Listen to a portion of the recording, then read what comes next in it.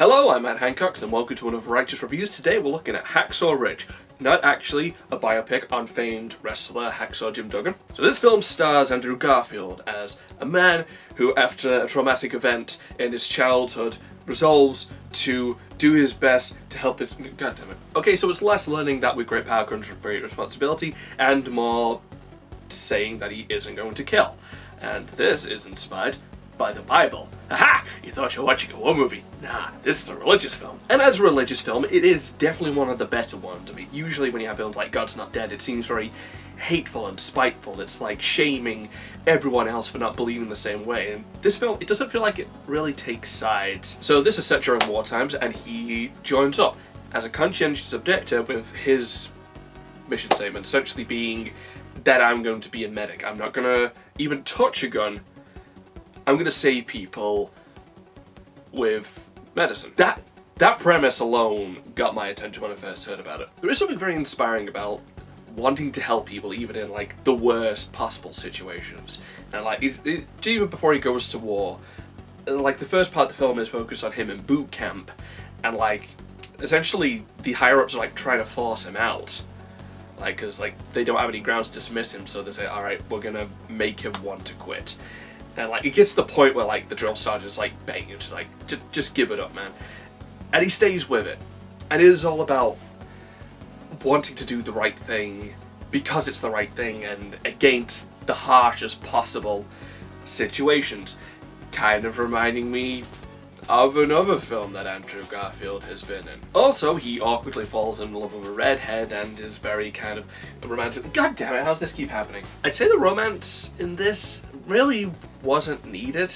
Like, it didn't really feel like the core of the film. I mean, like, it comes up a couple of times, so it's not like his reason for doing it is to come home to her. It kind of felt like it was put in for the same reason the comedic relief was put into Sing. Like, this element is expected, so we have to have it in there. I mean, yeah, it's based on a real life guy, and he got married, but we don't need to see every aspect of his life, especially when it doesn't really help the film. But that said, they do devote a lot of time to it, and it isn't just like they meet each other as love at first sight. Like, he comes across as awkward and kind of creepy, but she just sees something in him, and they just kind of develop their relationship from there. So they do give a lot of time to letting it grow naturally rather than forcing it. So I can't say it right. I can't really say that it helps the film, but I can't really say it hurts it either. Pretty much all the performances in this are great. Andrew Garfield is fantastic, and also two characters who I didn't think I would see in these roles. Hugo Weaving as his father. Now, Hugo Weaving, like, you don't really expect him to play like a role like that. I don't know. Kind of seems like you would cast him as like the evil general who wanted to force him out. But the father's portrayed as very, very believable. I mean, like, he's a violent drunk, but you understand why. Like, he was in the First World War, and you can kind of tell that like he'd lost all of his friends and just came back a broken man, and like to the point where like when he sees his other son has joined the military, he can't bear to see him in his uniform. And it's really well done, and like usually it'd be so easy to have like an angry father. They did this in Pearl Harbor, where Ben Affleck's character's dad, when they were a kid, who just like grabs him and like starts hitting him, and then like he just kind of like spontaneously goes, "Port the chaps in the war. I pray you don't have to see what I see." And it's like spontaneous and out of nowhere, but here it's like it's set up and it's real. It's tragic, but it feels real. Then you have Vince Vaughn as the drill sergeant. Didn't see that coming. I thought Vince Vaughn had learned his lesson that we don't want to really see him try and be serious, but god damn it, he did it. I believe Vince Vaughn in a role. It is like distracting when you first see him, but like, you know, he does like the typical drill sergeant stuff, like he's mean and angry to people, and like, and of course like he doesn't like our main character because he thinks he's so much better than everyone else. And then he does warm up to him, and it's like, and there's just like that scene where he's begging him to just give it up. It felt genuine. It felt really sincere, and I never thought I would say that about like Vince Vaughn in like a film like this. I wouldn't even fit Vince Vaughn in a role like this, or in a film like this, it doesn't feel like it should fit together. But it really does. The war scenes are fantastic. Like, just... it's chaotic and it's loud. Like, there really is like a rush of adrenaline. But it's not like, quick, cut cams. No, it stays where it needs to. And it stays still. How is it that no other film can see that this looks awesome?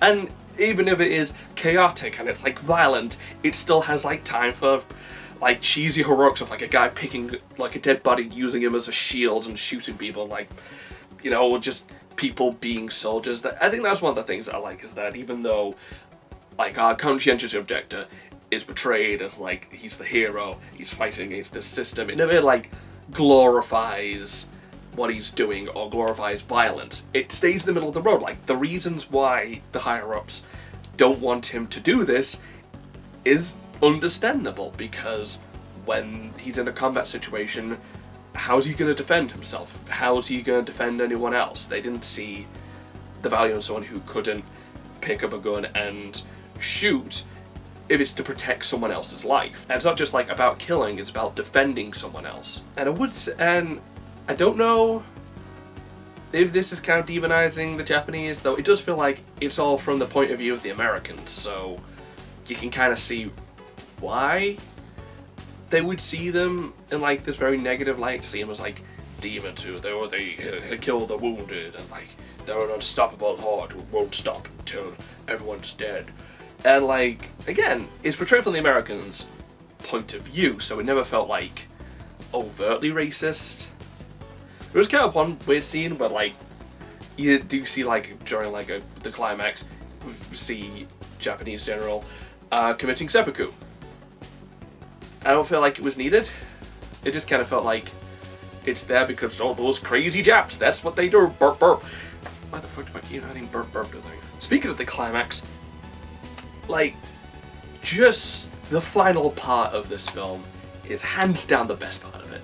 And like, we have like, I don't like giving stuff away, but you have essentially the Battle of Hacksaw Ridge that the main character is a part of, that takes place over, there's like 2 days of fighting. There's like the first day and then the second day, and then the second day there's a moment when he breaks down and he's asking like God, he's like asking God, why can't I hear you? And it's just like asking for some kind of sign, and then he hears like this voice in the dust of like someone saying, calling for help, and he like puts on his helmet and he goes in there, and there's like artillery fire all around him, but he's doing it. And then the next series is just him rescuing people, just like finding people in the chaos. And then like after the artillery stops, it's like Japanese soldiers all around him, and he's like hiding from them while trying to save everybody else. It felt very reminiscent of Metal Gear Solid 5, which is my favorite game of all time, so that is definitely a compliment coming from me. That is like the whole sneaking around, like saving people and going out of his way not to kill anybody. Just like the length that he would go through to do these things without having to take a human life. It's really inspiring. It really is. Just that entire climax. And like, it is cheesy at times. There's a lot of cheesy lines, but like, it feels intentional. Sometimes they do like call attention to the fact that the lines are cheesy, but it feels like natural. That's what someone would say. Like, not everybody is like a talented wordsmith. Sometimes it is cheesy, and sometimes when like the action scenes are cheesy, and it's like the heroic music and he's saving people, it's like, yeah, you want stuff like that. You want it to be a little bit cheesy because it makes you feel good. And it's, what's wrong with cheese? Everyone loves cheese. I love cheese. I have no bad things to say about this film. I've got a couple of things where like, it's kind of weird, like the Vince Vaughn Army General is kind of hokey, but I wouldn't say it like dragged the film down, since some of it is pretty funny. And the stuff like the romance could have been cut, but it was well developed, so I didn't feel like it hurt the film. The film would have been short without it, but it didn't need it. It didn't need it, but it didn't hurt it. So again, not knocking it down for that. The only weird thing was like the seppuku scene, which kind of felt out of place. But again, it's like one scene, and it didn't feel like it dragged the film down. It didn't feel like it was being like, it didn't feel like it was doing anything to hurt the film or its message, so not knocking off for that either. So we're just left with the positives. the performances, the action scenes, the story, that final fight scene. I wouldn't say it's a fight scene because he's not exactly fighting anybody, but that climax scene, and how they handled the father. So I'm giving this first 10 out of 10 of the year. First 10, that well deserved. This is definitely the best film that I've seen this month so far. Like, at first it was going to be La La Land, I was like, nothing can top this, and then Sing came out, and I was like, I think I like this more than La La Land. It's like, is this my favourite film of the month? And then this came out, and I was like, yeah, this wins. Well, I'm going to go see Resident Evil, the final chapter, tonight, so who knows? Maybe my top film will be dethroned. Unlikely. Not by that film. No.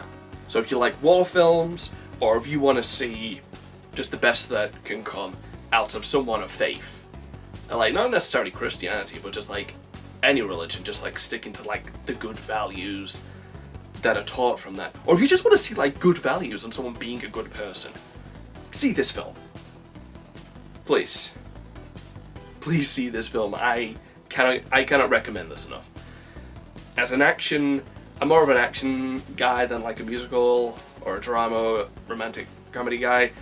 From the perspective of an action film, this is like up it here. This is some of the best that can come out of that genre. And that's pretty much all I've got to say. I feel like I've sucked this film's dick enough, so I'm gonna go prepare and watch Resident Evil the final chapter.